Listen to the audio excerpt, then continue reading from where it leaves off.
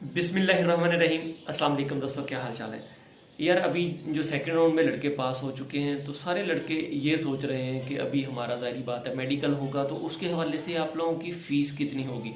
अच्छा देखिए, first round में जिन लड़कों का मेडिकल हो चुका है उनकी जो मेडिकल की फ़ीस थी वो 4,000 के राउंड बोर्ड थी, मतलब कि 4,000 या 4100 या 4200, लेकिन मोस्टली लड़कों की जो फीसेस थी ना वो 4,000 के राउंड बोर्ड ही थी।